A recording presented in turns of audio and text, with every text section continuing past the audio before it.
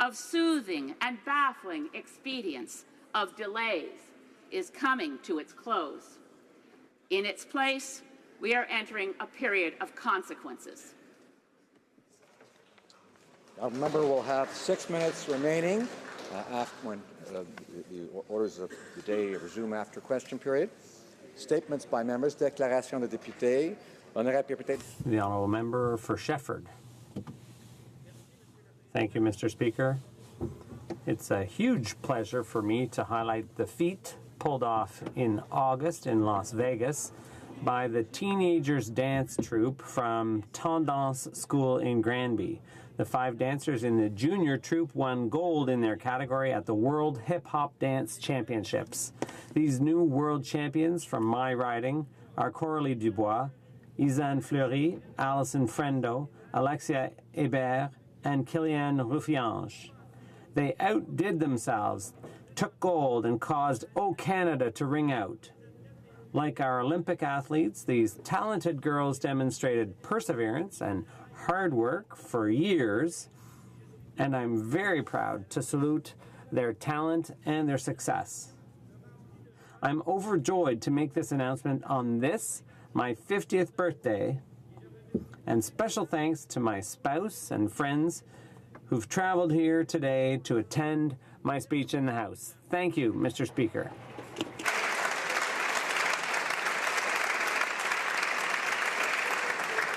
The honourable member for Thornhill.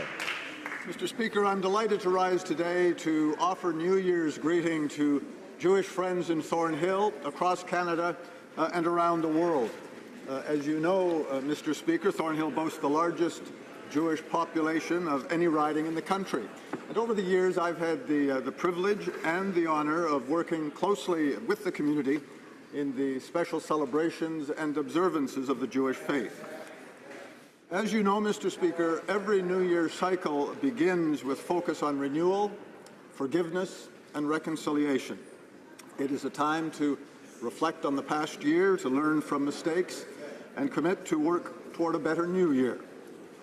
I look forward to the celebratory sounding of the shofar and the symbolic foods, the apples dipped in honey, in hopes of a sweet new year. So wishing all, Mr. Speaker, happy health, happiness, peace, and prosperity. Shana Tova, happy Rosh Hashanah.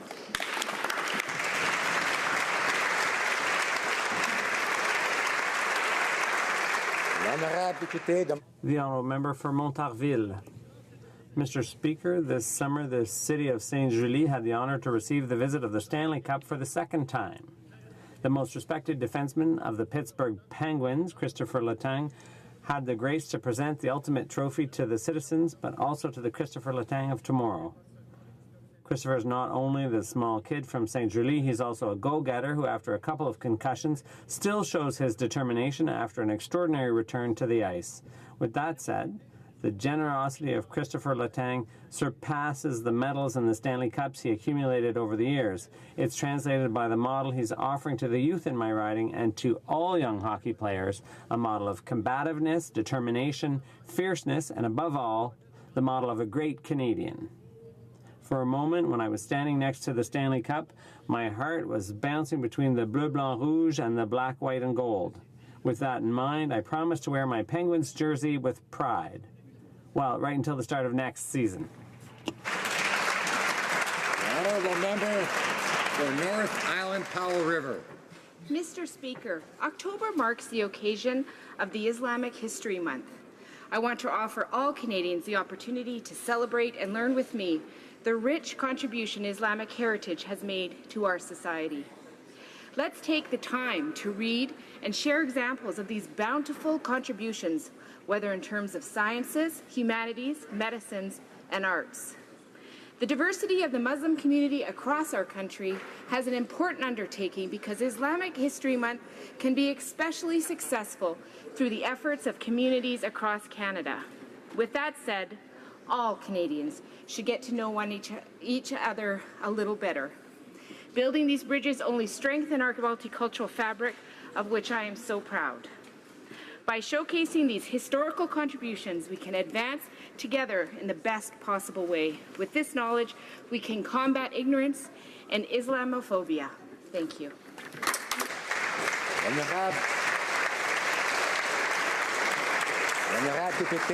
The Honourable Member for Pierrefonds-Dollard. Mr. Speaker, the Syrian Kids Foundation is a Canadian charity that provides humanitarian relief to young Syrian refugees. Free education, psychological counseling, social support, and recreational activities. The foundation is a result of the hard work of two Montrealers, Hazar Mayani and Faisal Al-Azim. The Syrian Kids Foundation founded the Al Salam School in Rayani, Turkey. It is the first school for Syrian refugee children. To date, the school has accommodated 1,880 students aged 6 to 17 and has over 60 teachers. This flagship program is an incredible success despite the many obstacles facing it. And we should all be very proud to know that a Canadian flag flies over this fine school. The Honourable Member for Battle River Crowfoot. Mr. Speaker, this weekend I attended the Munson and area celebration of the completion of their new community hall. Like so many places across Canada, and especially in rural and remote areas, the talk is all about the dismal performance of our economy, the high unemployment, and the massive spending by our Prime Minister. Example, $3 billion the Canadian taxpayer cash to developing countries so they can invest in climate change. This Prime Minister is about to launch a new carbon tax on Canadians, raising the price on everything. The Finance Minister is meeting this week with economists to find out why the economy is not growing. Liberals want more spending of taxpayers' money and higher taxes on hardworking Canadians, families, and the middle class so they can spend even more next year. The Liberal plan is not working. Economies do not grow when taxes are raised and new ones are created. Zero economic growth is achieved by sending money to developing nations in a transfer of our wealth. This government needs to pay more attention to the problems here at home. Honourable Member for Brampton West. Mr. Speaker, I became a Member of Parliament for the sole purpose of bringing the voices of Brampton West to this House, to serve, to represent, and to lead my district. This summer, I listened. I listened to the voices of the residents. At the doorstep, at coffee shop, at community events, and at our office, I listened. Over 1,000 residents engaged in our series of town halls on key priorities such as democratic reform, national security, climate change, health care, veterans affairs, defense, immigration, and infrastructure. I listened. Mr. Speaker, as this House sits for the fall, I'm here to fight for the values, the priorities, and the voices of the residents of Brampton West. Because in a government that listens, Mr. Speaker, better is always possible. Thank you. The Honourable Member for Dartmouth Cole Harbour. Mr. Speaker, you know, I've been pretty proud of the productive summer that I had in the riding. A few town halls, some pretty great funding announcements, and some great community engagement. But then along comes Sidney Crosby, Mr. Speaker, from my riding of Dartmouth Cole Harbour. And since June alone, Sid the Kid has racked him up. A Stanley Cup, Conn Smythe, and yes, Mr. Speaker, even an Emmy. And now the World Cup of Hockey, an MVP for the entire tournament. Team Canada was amazing in the World Cup of Hockey, and Nova Scotia's own Brad Marchand's winning shorthanded goal was epic. And the chemistry between Brad and Sid was something that we will never forget. Also, Mr. Speaker, I can't forget to give a big shout-out to Dartmouth Cole Harbour's Nathan McKinnon for his amazing performance on Team North America. Mr. Speaker, you know it and I know it. That's how we do it in Nova Scotia. So join me, please, in congratulating Team Canada in their amazing World Cup of Hockey title. Way to bring it home, boys. You're making us proud. Yeah.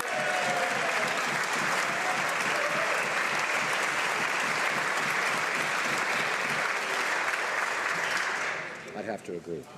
The Honourable Member for Markham Unionville. Mr. Speaker, this summer I connected with thousands of Markham Unionville residents. I heard what concerned them the most. I hosted an event with over 120 leaders and residents. We discussed the prospect of so-called safe injection sites. Markham residents told me these injection sites are anything but safe. They fear these injection sites are normalizing illegal behavior and creating an unsafe environment for children. They are worried these these sites will decrease their property values. They're also offended that the Liberal government is wasting taxpayers' money on purchasing drugs and paraphernalia for addicts. Markham residents are outraged with the health minister's meth injection plan.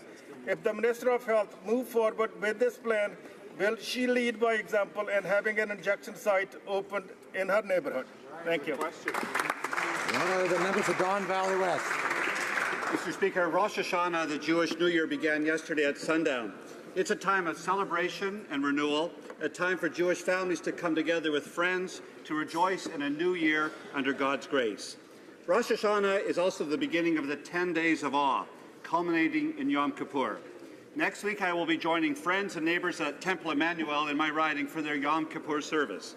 I'm very grateful to the congregation, its President, Pekka Cernevel, and Rabbi Deborah Landsberg for including me again this year as they have in past years.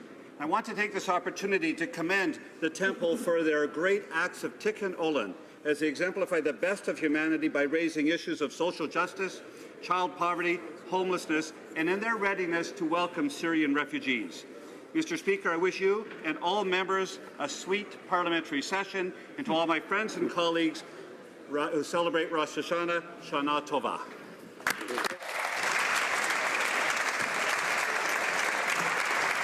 The honourable member for Mississauga Lakeshore. Monsieur le Président. Mr. Speaker, on October 3rd, 1990, Germany was reunified. And since today is also my birthday, I am happy to rise to mark German Unity Day, which is now a public holiday. When my dad brought my family from Germany to Canada, German reunification was still but a dream. But history had a surprise in store for us. For me, German reunification, led by the French and Germans, is a reflection of the belief that true strength lies in inclusion rather than division and fear. President Obama recently saluted Canada and Germany's exemplary leadership in dealing with the Syrian refugee crisis. This collective effort reminds us that Canada and Germany share important values both at home and abroad. Mr. Speaker, I am pleased and proud to wish all German Canadians Happy Unity Day. Thank you. The honourable member for Carlton Trail, Eagle Creek. Thank you, Mr. Speaker. This coming Wednesday is World Teachers' Day. UNESCO first proclaimed October 5th as World Teachers' Day to promote teacher status in the interest of quality education. This year's theme is Valuing Teachers, Improving Their Status. Teachers play a critical role in the lives of children, educating them for life. There is a Japanese proverb that states, "Better than 1,000 days of diligent study is one day with a great teacher."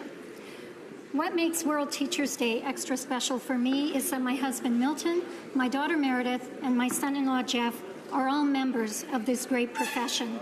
I want to recognize them and all teachers who put their hearts into their calling by doing the wonderful, challenging, and rewarding job of educating our next generations. Hear, hear. Thank you.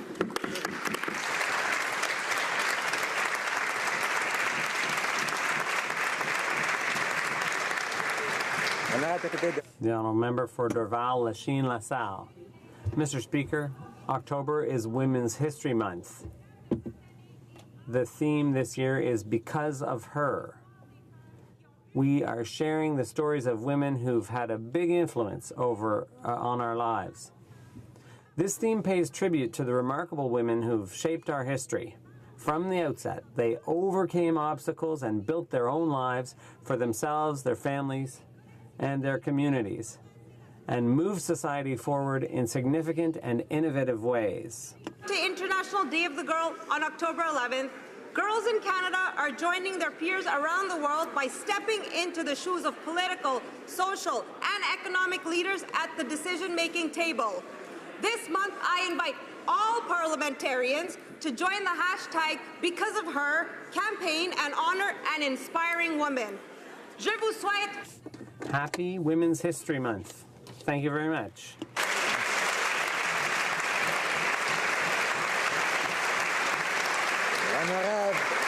The Honourable Member for Hochelaga. Today is World Habitat Day, a time to think about the fundamental right to adequate housing. It's a good time to remember that the right to housing is still unrecognized in Canada, even though we've ratified the International Covenant on Economic, Social and Cultural Rights.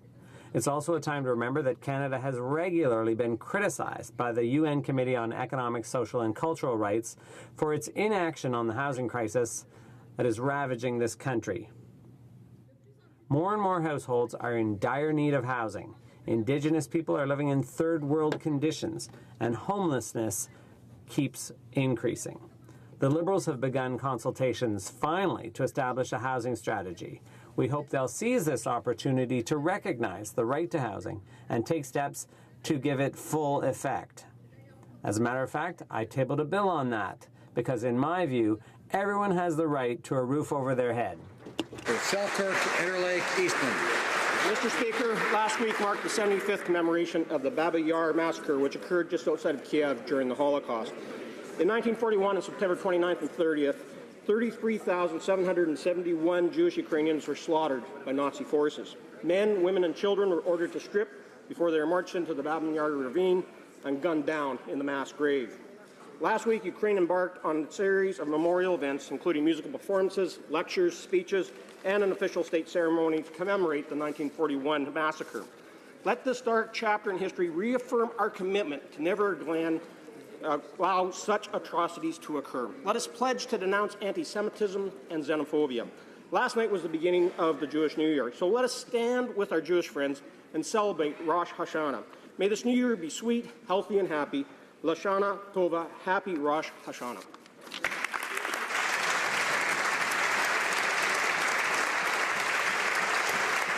The honourable member for Burlington. Thank you, Mr. Speaker.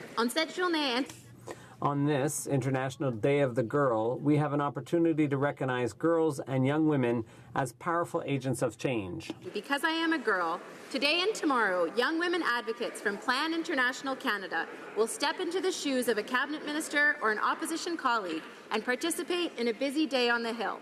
We all in this House value the crucial role that young women can and should play. To make gender equality a reality, we should all get on board. Canada is proud to help young girls reach their full potential and have a positive influence in their communities and around the world. Girls are educated, healthy, safe from violence, and empowered. They can have a positive impact on their families and their communities. As parliamentarians, we have a role to play in shaping the policies and the laws that will allow all girls around the world to realize their dreams. To learn more about their journey to Ottawa, follow #GirlsBelongHere. Thank you, Mr. Speaker.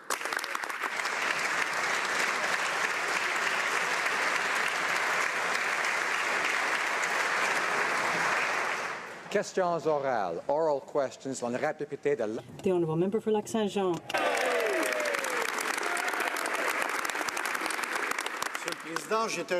Mr. Speaker, I was pleased last Friday to participate in the Quebec Federation of Municipalities meetings. The people in attendance were in favor of a committee set up of former mayors of our caucus in order to deal with the fact that economic growth and development isn't important for the government. We met with hundreds of people who all talked about the concerns they had. 135 municipalities depend on softwood lumber. Time is running out. October 12th is the deadline. Will the Prime Minister sign an agreement on softwood lumber to protect the 400,000 jobs? The Right Honourable the Prime Minister. Mr. Speaker, as all members know, we are working very hard on that file with the Americans. It's an issue that was neglected for many years by the previous government, and that's why we're working diligently to represent the interest of Canadians and the forestry industry across the country. The Honourable Member for Lac-Saint-Jean. When we took power in 2006, after 10 years of neglect by the government, we signed an agreement. There was one that was put in place. It expired last year. There was a 1-year grace period. The former minister worked hard to advance it, and now, Mr. Speaker, it's stalled. Last week, we saw the Minister of Health shake hands with Gaétan Barrette. Good thing it was September because it looked as glacial as of February morning in Roberval, it was cold. I have a good idea to heat things up. Will they respect Quebec's area of jurisdiction? For 10 years, the previous government refused to talk about health with the provinces, refused to show leadership, to be the leader that Canada needed on the Canada Health Act. And so it's with great pleasure that once again we are committed to working with the provinces on our healthcare system, to finding solutions, to respect the provinces and their ability to deliver care for all Canadians. The federal government will continue to be there. Honourable member, for 10 years, Mr. Speaker, the ministers of health in the provinces didn't attack the government when we were in power. Now we're talking about 6 to 3% drop in healthcare transfers. Now, Mr. Speaker, what we are calling for is the government to respect Quebec's jurisdiction, the other provinces' jurisdiction. We're looking at the environment with the carbon tax, with this interference in healthcare. What we're seeing is the federal government meddle in the provincial jurisdiction. Will the government stop getting involved in interfering in areas that are under the exclusive jurisdiction of the provinces? The Right Honourable the Prime Minister. Once again, Mr. Speaker, members of the Conservative Party are showing that they're not aware of what's happening in this country. For 10 years, the provinces and their ministers complained that the federal government didn't answer their calls, didn't meet with the provinces, didn't work with the provinces on issues that were of grave concern to Canadians. That's why we have shown a spirit of cooperation, collaboration, commitment with the provinces. Our approach respects their area of jurisdiction. We're working together to resolve the problems Canadians are facing. Mr. Speaker, Canadian families are struggling to make ends meet, and the last thing they need is a massive carbon tax forced down their throats. Thankfully, many premiers have stood up for struggling Canadians. In March, the provinces and territories rejected the Prime Minister's plan for higher taxes. So now he's asking this House to sign off on a massive tax grab without provincial or territorial buy-in. Why is the Prime Minister bent on using a sledgehammer to force a carbon tax grab on struggling Canadian families? Right Honourable Prime Minister. Mr. Speaker, after 10 years of total lack of leadership from the previous Conservative government, we rolled up our sleeves and sat down with the provinces to talk about how we were going to face the important challenges that Canadians in our country are facing. That's why we agreed in the Vancouver Declaration that putting a price on carbon pollution was an essential part of moving forward on reducing our emissions and fighting climate change while growing a stronger economy. And that's exactly what we've announced today. Now, member for Abbotsford. Order. Well, Mr. Speaker, the Prime Minister is running roughshod over the provinces and territories. He should listen to the Quebec Environment Minister, who says a national carbon tax does not respect provincial jurisdictions. The Prime Minister promised to work with the provinces and territories, but now has decided to go it alone and impose higher taxes on Canadian families. Whatever happened to cooperative federalism? And why are the Liberals forcing a massive tax grab on hard-working Canadians? Right Honourable Prime Minister. Mr. Speaker, Canadians understand that in order to build a strong economy, we have to protect the environment. That's what the previous government simply didn't understand. And the way to do that is to work with the provinces, respect their jurisdictions, as I can highlight the Premier of Quebec, who just pointed out that our approach on carbon pricing respects provincial jurisdictions. Right. It's what he... Trois-Rivières, order. The Honourable Member for Trois-Rivières. Alors, order. Let's have some quiet. The Honourable Member for Trois-Rivières. Mr. Speaker, there are many Quebecers and Canadians who thought that they had voted for real change with respect to climate change, but during the last campaign, the Liberal Party said they would collaborate with the provinces to set national greenhouse gas emission targets. The Prime Minister is now preparing to ratify Paris with the same targets, the same Stephen Harper targets. Can the Prime Minister explain this shift to Canadians and Quebecers? The Right Honourable Prime Minister. Mr. Speaker, we've just announced our approach, which involves working with the provinces to establish pricing for carbon pollution for the country. 85% of the Canadian economy is located in provinces where there is pricing on carbon pollution in one shape or another. We're going to bring that up to 100% with a rate of $50 per ton by 2025 rather. The Honourable Member for Trois-Rivières. Second example, Mr. Speaker, which will go along the same lines under this Prime Minister, environmental studies continue to be conducted using parameters put in place by the previous Harper administration. So Liberal and Conservatives are 6 of one, half a dozen of the other. Same targets, same plan, same system for environmental assessments. How can the Prime Minister justify approving projects to develop environmental projects using Mr. Harper's plan? The Right Honourable Prime Minister. Once again, Mr. Speaker, we can see that the Conservative Party and the NDP simply don't understand that we need to build a strong economy and protect the environment at the same time. The NDP don't want to see economic growth.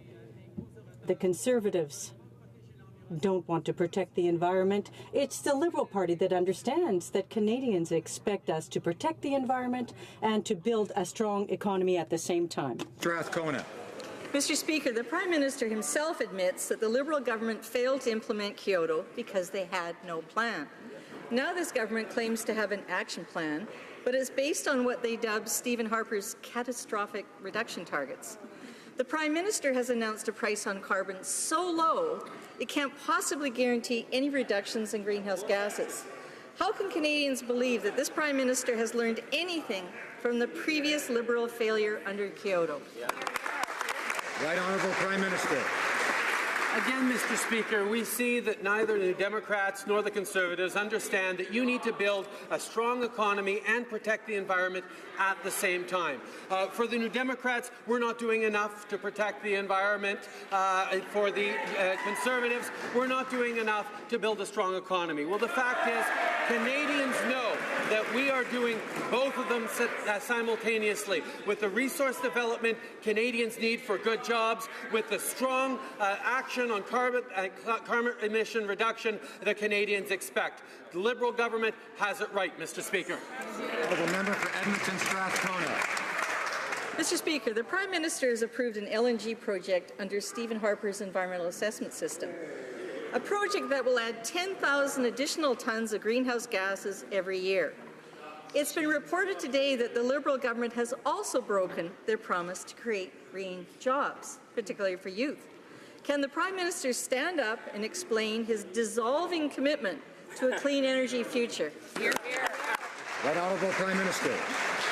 Mr. Speaker, the historic announcement we made today that Canada will be pricing carbon right across the country up to $50 per ton by 2022 is demonstrating that we understand that building a strong economy requires us to protect the environment, but also requires us to think about the green, clean jobs we need to create opportunities for Canadians from coast to coast to coast to participate in the new economy that the world expects. That's exactly what we're doing. That's exactly the leadership we showed today that builds a strong economy and protects the environment at the same time.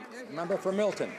Thank you, Mr. Speaker. Today, Mr. Speaker, the Finance Minister has finally woken up to the fact that Canadians are having a difficult time with household costs. What he fails to realize, though, is that the biggest obstacle happens to be his high tax policies and their complete desire to make sure Canadians don't have the ability to save anything.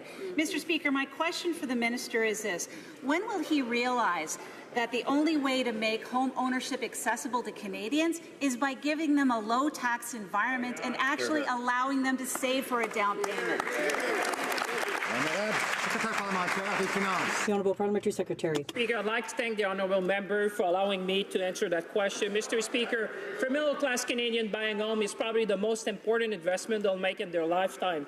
Since increasing the down payment requirement in December, the minister has been doing a deep dive with his provincial and municipal counterpart, and I'm proud to say that what he's announced today was preventive measures to ensure long-term stability in the housing market in Canada. Mr. Speaker, these will do three things. They will bring consistency to the mortgage rules, they will improve tax fairness and protect taxpayers. That's what Canadians expect of us. That's what we'll deliver. For Milton. What he doesn't get is that Canadians can't actually save up for this down payment that they're trying to squelch down even more. Right. The reality is, even if they get that down payment, under a Liberal government, home ownership becomes very difficult and quite expensive because every new day there's a new tax coming our way. Maybe they should take a lesson from their friend here in Ontario, the Premier, who's clued into the fact that raising hydro costs actually does tick people off. When will this Liberal minister realize and stop committing to this new plan for a carbon tax? Parliamentary Secretary. Mr. Speaker, I'm sure that the honourable member would like to hear that again. The first thing we did, Mr. Speaker, was to reduce taxes for 9 million Canadians. That's the first thing that this government did, Mr. Speaker. And what we've announced today are preventive measures to ensure long-term stability in the housing market. That's what Canadians expect of us, Mr. Speaker. That will bring consistency to the mortgage rules, improve tax fairness by closing loopholes and protecting taxpayers. Mr. Speaker, that's working for Canadians. That's working for the housing market. That's this government, Mr. Speaker. The Honourable Member for Louis Saint Laurent. Thank you, Mr. Speaker. In a very objective report, the Parliamentary Budget Officer addressed the fact that the government has lost control over public financing. For the first 3 months of the year, the government spent some 6% more than the previous Conservative government. That's almost 3 times more with inflation, and it's unacceptable. So why isn't the government not managing public finances the way a good family leader would, a family household leader? The Honourable Parliamentary Secretary. I'd like to thank the Honourable Member for his question. Mr. Speaker, we are managing the economy like a good family father would. The first thing we did was cut taxes for the middle class. We introduced the child benefit and we enhanced the Canada Pension Plan, Mr. Speaker. At the same time, we made historic investments into infrastructure, and Canada is, in fact, showing the world what to do. That's what the IMF has said. That is what stakeholders across the world agree with. Mr. Speaker, Canada is showing the way for economic growth. Louis Saint Laurent. The member for Louis Saint Laurent. It's the opposite, Mr. Speaker. A good family household manager, wouldn't be running up deficits like that, wouldn't be doing what the government is doing, and wouldn't be imposing, as the Prime Minister said, wouldn't be imposing new taxes on Canadian taxpayers. Mr. Speaker, those people are have won the triple crown of bad mismanagement. When will they start to pull up their socks and learn how to manage things properly? The Honourable Parliamentary Secretary. Mr. Speaker, I'd like to say to the Honourable Member opposite that a good family household manager would do exactly what this Parliament is doing. We have invested in infrastructure for future generations. We've got the benefit for families. We've enhanced the pension. And the Honourable Member for Louis Saint Laurent needs to understand that this government is being responsible. We are acting in favour of the middle class and children of the future. Mr. Speaker, Albertans are anxious and they're feeling abandoned by the Liberals. Today we launched the Alberta Jobs Task Force because clearly the Liberals are unwilling to do anything. Their only response has been to say, hang in there. The job situation in Alberta is far past crisis, yet the Liberals refuse to recognize how important the economy is in Alberta. Can any of the 4 Alberta Liberals explain why they refuse to stand up to the Prime Minister and say that a strong Alberta is a strong Canada?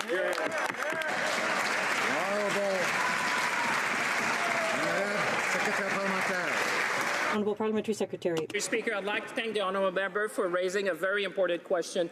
We care deeply and we understand the people of Alberta and the workers of Alberta, Mr. Speaker. That's why we took a number of action, and let me list them, Mr. Speaker. The first thing we did was to reduce taxes for Canadians, and that affected Alberta. Mr. Speaker, after that we went on the Canada Child Benefit, but let me be more specific, Mr. Speaker. In Budget 2016, we extended the employment insurance regular benefit by 5 weeks for all regions of Alberta. We did also a fiscal stabilization payment of $250 million to Alberta, Mr. Speaker, and the Minister of International Trade negotiated market access for... The honourable member for Calgary-Nose Hill. Mr. Speaker, today the Liberals raised taxes on Albertans. Again. Today, by contract, the Conservatives launched the Alberta Jobs Task Force to help desperate out-of-work Albertans. While we're doing this, again, the Prime Minister has announced new taxes for Albertans and has gutted job-creating investor confidence by adding uncertainty to every aspect of the Alberta economy. So my question is this. When will the member from Calgary Centre, I would love to see him answer this question, start doing his job in Cabinet and stop the Prime Minister, who's making a bad situation even worse? Great question. Honourable Parliamentary Secretary. Mr. Speaker, let me remind my colleague what we did for Albertans and all Canadians, Mr. Speaker. Specifically, what we did for Albertans was to increase the E&I benefits for all the province of Alberta, for all the applicants, for all the eligible members. Mr. Speaker, we did a fiscal stabilization payment. We're going to continue to invest in Alberta, and I'm proud to say, Mr. Speaker, that the Minister of International Trade just expanded markets for Canada producer and ranchers. That's working for Alberta, Mr. Speaker. That's what this minister is doing, and all the cabinet is working for people of Canada and Albertans, and we'll continue to do that. The honourable member for Abitibi, Bay James, Nunavik, EU. Thank you, Mr. Speaker. In January, the government was found guilty of systemic discrimination against children of First Nations families.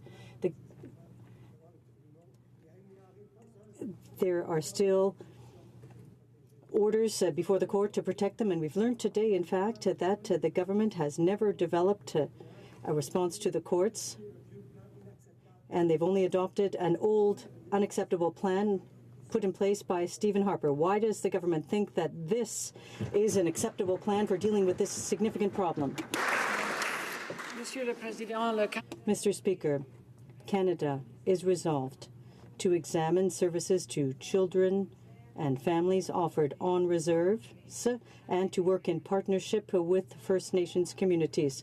We are working with those communities, with key organizations that provide frontline services and other stakeholders to together restructure the system with a view to reducing the number of children affected and by focusing on children in our approaches and programs. Well, I'm really deeply concerned, Mr. Speaker, by the Prime Minister's indifference to 3 court rulings ordering immediate action to end systemic discrimination against First Nation children. He was ordered to take action in January. Instead, we learned he took a Stephen Harper plan off the shelf and passed it as his own. An outdated plan that will shortchange children $130 million this year. Now, it's bad enough he stole Stephen Harper's energy plan, his environment plan, and his health cut plan, but does he really think that Stephen Harper's plan to shortchange First Nation children in foster care is good enough when a court of law says it isn't? Here, here. The Honourable Minister of Indigenous and Northern Affairs. Mr. Speaker, our priority is ensuring the health and well-being of the First Nations children. We know that the system needs to be reformed in order to put less children in care. There is still the same number, more children in care than at the height of residential schools, and we want to fix that system. So we have invested $71 million, and approximately $30 million has already flowed. No. Thank you, Mr. Speaker. Hill. Mr. Speaker, as the Liberals press ahead with their misguided negotiation of an extradition treaty with China, and just a correction for the Foreign Minister, Mr. Speaker, the Merriam-Webster dictionary defines negotiation as discussion. We've heard concerning remarks from the Prime Minister's spokesman that Canada is not going to criticize the Chinese justice system. Really, Mr. Speaker? Is that why the foreign minister has been so reluctant to speak out on human rights abuse in China? Affairs. Mr. Speaker, I want to say to my colleague that he has that wrong. First, to discuss is not necessarily to negotiate, and there is no negotiation. Second, the Prime Minister and myself are speaking very strongly about human rights everywhere in the world, including in China, and it's the only way to make progress is to engage the world instead of staying at home as we were doing with the former government. Honourable member for Thornhill. Mr. Speaker, China executes more people every year than the rest of the world combined. Due process does not exist. White-collar criminals are routinely put to death. And the Chinese Premier says China will not consider ending the death penalty.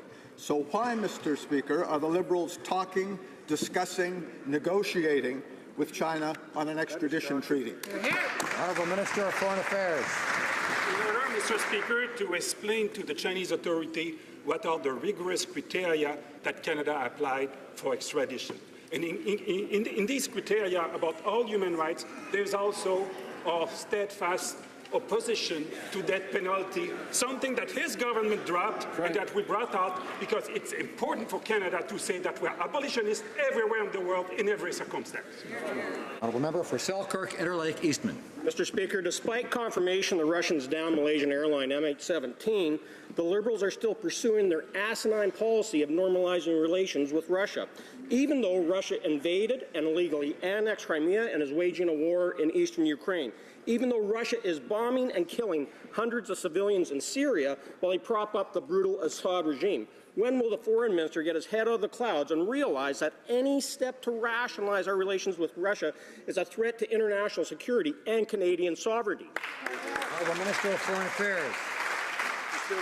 Speaker, the fact is that we have today more sanctions against Russia than other former government.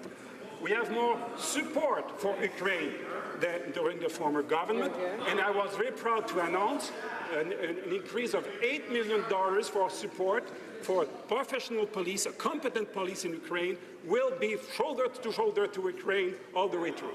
The honourable member for Selkirk, Interlake, Eastman. Mr. Speaker, despite the Liberals saying the North is no place for military confrontation or build-up, here is what Russia is doing. They're building a new fleet of nuclear-powered submarines and icebreakers. They're performing snap military exercises in the north. They're opening new military bases in the high Arctic, and they have stood up a 6,000-soldier battle group. In no way is Russia a threat to Canada, and just moments ago, the U.S. suspended relations with Russia. Will the Prime Minister stand up and put our Arctic sovereignty ahead of becoming BFFs with Putin? The Honourable Minister of Foreign Affairs. Mr. Speaker, the U.S. reduced the relationship with Russia about Syria, not about the Arctic. That's the point. But about Syria, Russia has a choice. Whether Russia recognizes the critical and constructive role it must play in the world or pursue the appalling course of action that they are doing. Canada will continue to work closely with our allies and bilaterally with Russia to be sure that Russia will be taken into account. The path of dangerous belligerence will not work and will not succeed. Well, member for Belleuil, Chambly. Liberals promised a massive rollback on Bill C-51, and yet it's a year into their mandate and they have absolutely nothing to show for it. And now we learn that CSIS is collecting information on Canadians using consular services without their knowledge or consent. Whoa. This is exactly what Canada's Privacy Commissioner warned us of last week. While they are mired in more consultations, can the government at least tell us what kind of information is being shared and what they are doing to protect Canadians' rights and freedoms? Minister of Public Safety. Mr. Speaker, a major step in that regard is Bill C-22, which is before this House right now, to establish the new committee of parliamentarians to provide greater oversight, to ensure that Canadians are properly kept safe and at the same time that their rights and freedoms are guaranteed. We welcome the report from the Privacy Commissioner. That report will be an integral part of the National Security Review, which is underway at the present time, to make sure this framework is consistent with what Canadians want. Honourable member for Belleuil, Chambly. 2 is only one piece of the puzzle to fix the breach in Canadians' rights that minister voted for. Another concerning file. We've learned today that CSIS and the Department of Global Affairs have put in place an agreement to share information, and yet the ministerial directive allowing to obtain and use information obtained thanks to torture rather, as was the case with Canadians tortured in Syria, is still in place under this Liberal government. Will the government finally abrogate this ministerial directive, or at least give us a good reason why they're not doing it? The Minister of Public Safety. Mr. Speaker, the vast majority of that ministerial directive, which is a public document, deals specifically with the prohibition of torture. It deals in part with the issue of information sharing, and on that point, Mr. Speaker, we have invited Canadians to review that part of that ministerial directive and give us their advice on whether or not those present terms and the fences around them are acceptable. The honourable member for St. Boniface, St. Vital. The question is for the Minister of Innovation, Science and Economic Development. Over the past few months, northern Manitoba has been hit hard with recent closures, such as the port in Churchill, the pulp and paper mill in the Pas. What is the federal government doing to boost economic opportunities in this struggling region? Order. Thank you, Mr. Speaker. I'd like to thank the honourable member for St. Boniface St. Vital for his question, and I would like to highlight the great work being done by our members from Manitoba. To see for myself the impact the recent closures have had on the community and announce an investment of $4.6 million for economic development. This is a positive step towards diversifying and sustaining the economy of northern Manitoba and part of our overall growth strategy. Thank you very much, Mr. Speaker. The honourable member for Elgin, Middlesex, London. Mr. Speaker, there is a jobs crisis in Canada, and the Liberals have failed to deliver. Ironic given the $200,000 that Liberals are spending to find a so-called foreign deliverology guru. The last time he delivered for the Liberals, he helped McGuinty and Wynne drive the Ontario economy into the ground. Why did the Liberals okay $200,000 for the deliverology wizard when they know how to wreck the economy all on their own? The Honourable Government House Leader. Thank you, Mr. Speaker. Mr. Speaker, this government was given a mandate by Canadians, and of course we're committed to delivering on the mandate that Canadians expect to deliver on. And since taking office, our government has lowered taxes on the middle class. We have increased the Canada Child Benefit for 9 out of 10 families to help the families with children that need it the most. We have an agreement in principle to strengthen the Canada Pension Plan, and the list goes on. We will continue to do the good work that we are doing. Thank you, Mr. Speaker. The honourable member for Lévis, Lotbinière. Mr. Speaker, no one will be duped by this Prime Minister. And not only he doesn't know how to keep his promises, but now he's making Canadian taxpayers pay $200,000 for the services of a British communications expert on the art of keeping promises. Mr. Speaker, this Prime Minister is costing Canadian taxpayers a fortune, and he is trying to dupe us with a media relations operation. When will this Prime Minister stop wasting taxpayers' money and do real work for our country? The Honourable Government House Leader.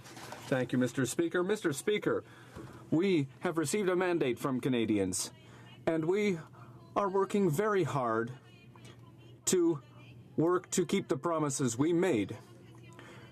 For example, the Canada Child Benefit, 9 families out of 10 are receiving more from their government, and the list goes on. We will continue to work for all Canadians. Thank you.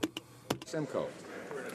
Our symbols, like the national anthem, belong to Canadians. They do not belong to us as politicians. Yet the Liberals broke the rules in an effort to jam through anthem changes without any public input.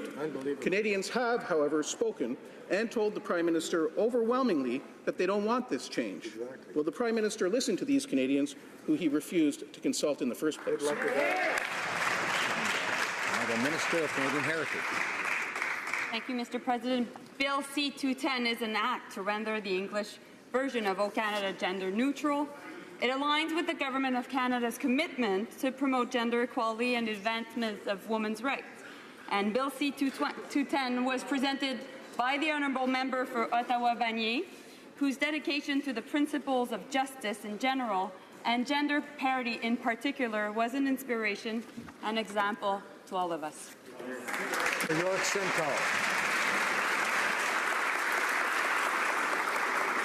When the previous Conservative government proposed to change the national anthem, we told Canadians about it in a throne speech and invited their feedback. We got it, loud and clear. They said, hands off our national anthem. Stephen Harper listened to Canadians, and the proposal was dropped. Canadians have now told the new Prime Minister they don't want anthem changes as Liberals are sneaking through. Will he show that he can listen to Canadians as much as Stephen Harper did and drop this proposed change that Canadians oppose?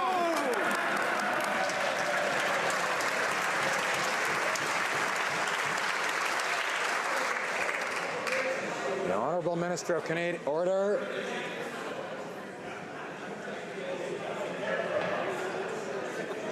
Allard, it's enough. The Honourable Minister of Canadian Heritage. I think the issue was more within the Conservative caucus than with the population of Canada, and therefore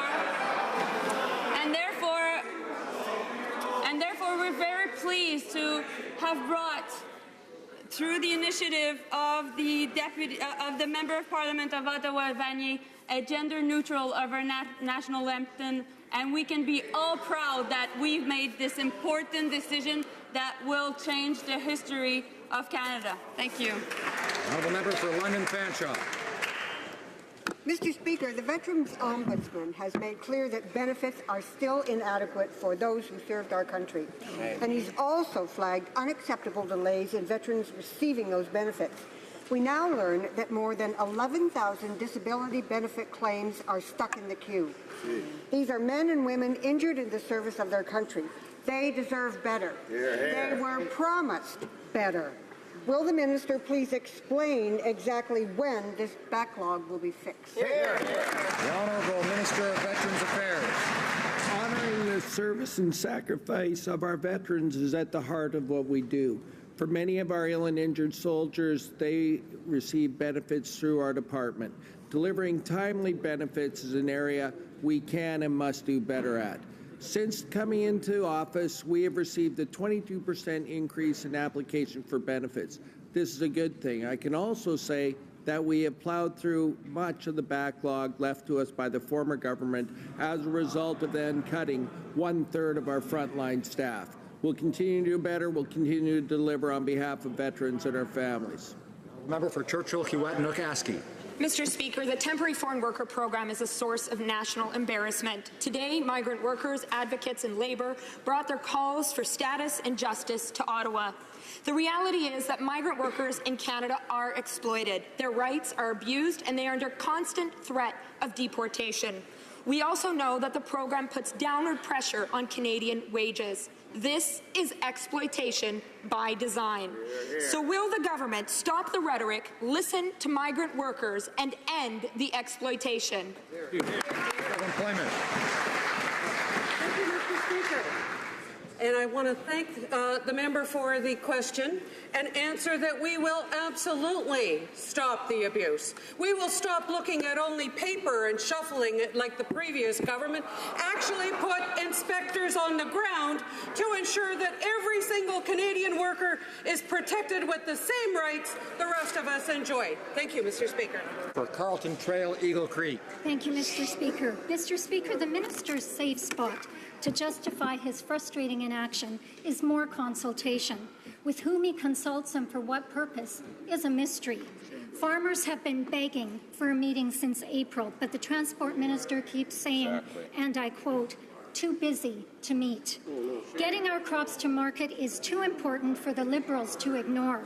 Why are the Liberals ignoring our producers and the jobs they create? The Honourable Minister of Transport.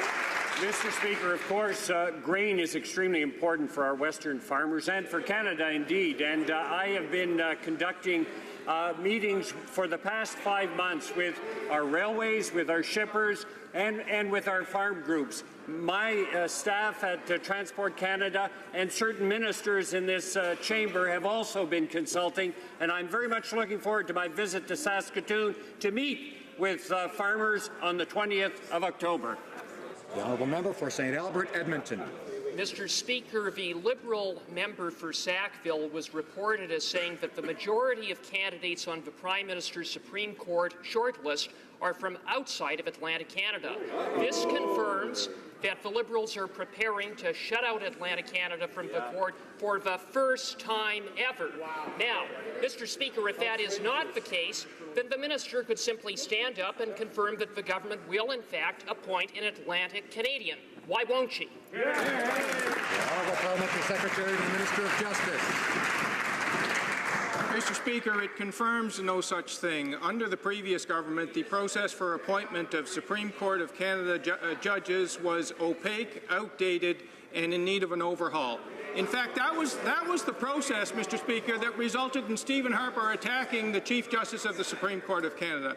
We've adopted a new process that is open, that is transparent, and one that is much more accountable. It is a process that includes candidates from Atlantic Canada and respects regional representation, and I'm pleased to say that the list that has come forward includes candidates from Atlantic Canada who are more than capable of competing in a national competition. The honourable member for St. Albert, Edmonton.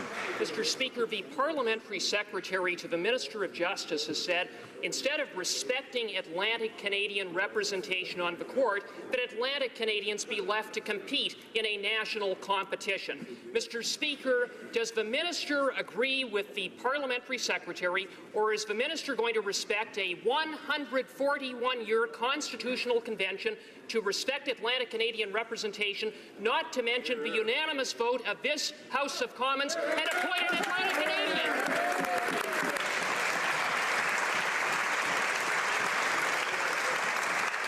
The Honourable Parliamentary Secretary. Mr. Speaker, the decisions made by the Supreme Court of Canada affect us all, and we know that the process that was used by the previous government was badly broken, and that's why we've reformed it. The advisory committee has been asked to identify jurists of a high caliber, ones that reflect the cultural diversity of our country and ones that are functionally bilingual. And Mr. Speaker, as a Prince Edward Islander, I find it a bit rich that the party that appointed a Conservative fundraiser from Canada to the Prince Edward Island seat on the Senate, it's a bit much. Member for Don Valley North. Last month, the Minister of Science announced a significant investment of $900 million to 13 post-secondary institutions through the Canada First Research Excellence Fund. The minister noted that the fund invests in areas and pressing issues where Canada's post-secondary institutions can become global leaders. Can the minister provide the House with examples of pressing issues the fund might focus on in order to make our country stronger? The Minister of Science. Mr. Speaker, the Canada First Research Excellence Fund supports Canadian universities to become world leaders in strategic areas. Last month, we announced $900 million for 13 landmark projects across the country that will not only enhance economic growth, but will allow Canada to address global issues such as climate change. The second round of competition is now closed, and I look forward to watching these excellent projects progress. The honourable member for Edmonton Griesbach. Mr. Speaker, Kermit the Frog once said, "It's not easy being green." The Liberals are proving that. Last week, they passed a motion that says projects must be run through a green screen to gauge their impact on greenhouse gas emissions. If a project's not green enough, it could be punted. With this policy, good luck building new roads, freeways, or bridges for vehicles. Many major projects could croak under the weight of this Kermit permit.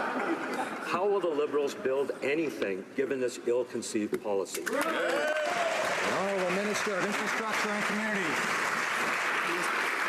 Mr. Speaker, I was in British Columbia on Friday to announce 35 projects for water and wastewater infrastructure in this province, and we have approved 700 projects, more than 700 projects since taking over. And as a matter of fact, Mr. Speaker, within the last 4 months, our government has approved more funding than the previous government did in 5 years combined together, Mr. Speaker. We are delivering on the commitments that we made to Canadians. We will continue to do so. The honourable member for Jonquière.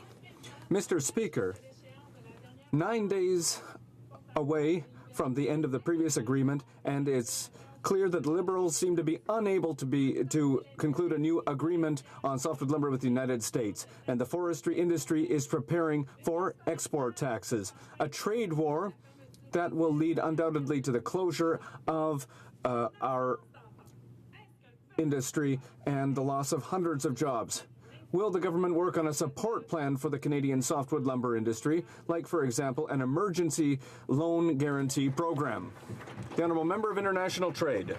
Minister, it's important to remember that the agreement on softwood lumber expired under the previous government. Since coming to power, we have been extensively involved in negotiations. We've had a very good meeting in Saguenay this summer with producers and workers. I met with Mike Froman, the American representative, 3 weeks ago in Washington, and I will meet again with him this Wednesday in Toronto. We are looking for a good agreement for Canada's workers, not just any agreement. Mr. Speaker, transportation is one of the leading contributors to greenhouse gas emissions in Canada. The residents of my riding are concerned with the emissions from the rail sector that goes through my downtown west riding of Davenport, where I have not one, not two, but 3 railroad tracks running through it. Could the Minister of Transport kindly update this House as to the steps that have been taken and the progress that the government has made on this matter? Minister of Transport. Mr. Speaker, I thank the member from Davenport for a very pertinent question. Of course, in this government, we are committed towards greener transportation, and that is why we are putting in place regulations with respect to air pollutant emissions from locomotives. It's part of a series of regulations that will be progressively more stringent over time. We believe in taking a broad approach to handling the 23% of pollutants and greenhouse gases in this country from transportation. Thank you. Honourable Member for Caribou, Prince George. With the carbon tax and their trade record, they won't have to worry about that. Mr. Speaker, we know the Liberals favor so-called engagement with China, despite their appalling human rights record. But the member for Richmond East stepped over the line, not surprising given the trouble he's found himself recently. He draped himself in the red scarf of the Chinese Communist Party as a Chinese flag was raised at the Vancouver City Hall, celebrating 67 years of communist rule. Do the Liberals realize just how insulting such behaviour is to Canadians of Chinese origin whose families have suffered and died under Chinese communism? The Minister of Foreign Affairs. I'm not aware of the specific event my colleague is speaking about. But certainly, Mr. Speaker, the only way to make improvement about human rights in China is to engage China. It's not to stay here and to complain and to do nothing. It's to engage our relationship with the Chinese authorities and to tell them the problems we have about universal human rights, because every human being has the same dignity, whether you are Chinese or Canadian. Bravo. The Honourable Member for Rivière-du-Nord. Mr. Speaker, we are preparing to ratify the Paris agreements this week, but we still don't know what the Liberals' plan is to reach the targets set by the Harper government. No new targets, no ceiling, no plan, no agreement. A price, but no ambition. Instead of just coming up with New Year's resolutions that'll be forgotten tomorrow, will the government get serious, make polluters pay, and reward the provinces that reach their targets, like Quebec? The Honourable Parliamentary Secretary to the Minister of Environment. Teenage daughters is a very proud day for me. We have actually taken action in significant ways, including the actions today to address climate change. We started with significant investments in Budget 2016. We went on and worked with the United States on reducing methane emissions. We've made commitments with respect to clean energy across the continent, and we've been working on a pan-Canadian strategy with the provinces and territories. And today we announced a carbon pricing mechanism that will work across the country. We are taking action, as Canadians expect us to do, to address climate change while growing the Canadian economy. The Honourable Member for Repentigny. Mr. Speaker, while the environment ministers are meeting in Montreal, and while here in this House we're discussing the ratification of the Paris Agreement, the Prime Minister has a great opportunity to show that he has a vision for the future when it comes to sustainable development. A real opportunity to show that he's serious. It's very simple, Mr. Speaker. Will the Liberal government commit to rejecting once and for all the Energy East pipeline project, which would increase by itself greenhouse gas emissions by over 30 million tons a year? Parliamentary Secretary for Natural Resources. Thank you, Mr. Speaker. As we continue to say in this House, and the Prime Minister said it very well today, we know that in order to grow the economy, we need to protect our environment. As we go forward with various major projects, we will go forward with our interim measures we put in place in January to ensure that Canadians are consulted, Indigenous communities are consulted, and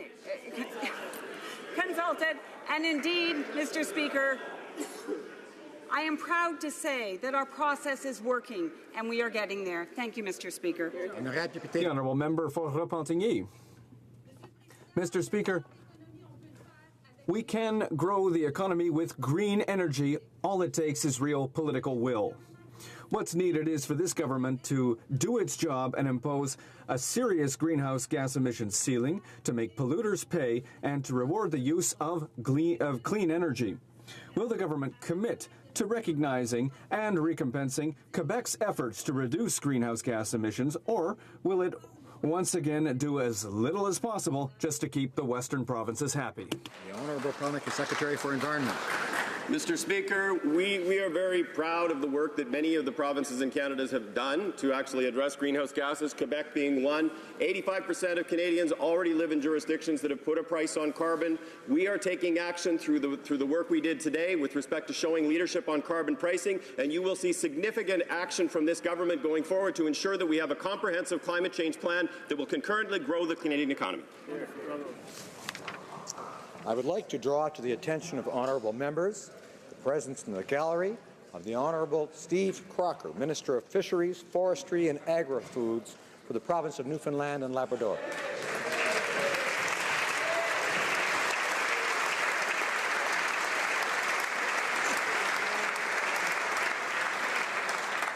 Tabling of documents.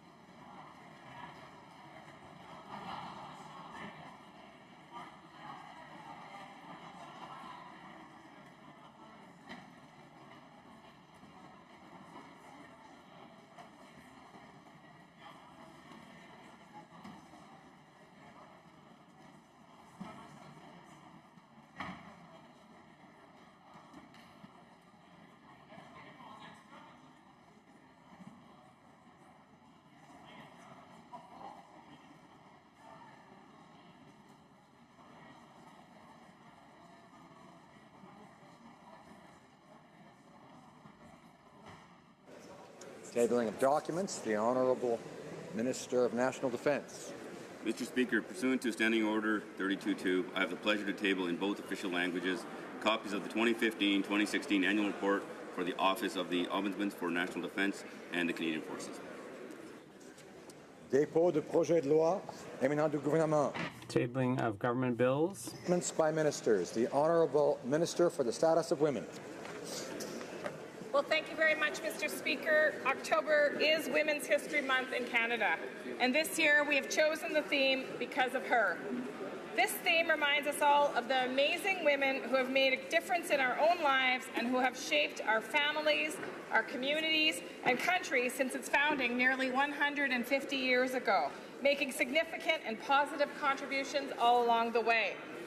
And this month, we also mark Persons Day, the pivotal moment on October 18, 1929, when women were declared to be persons under our Constitution,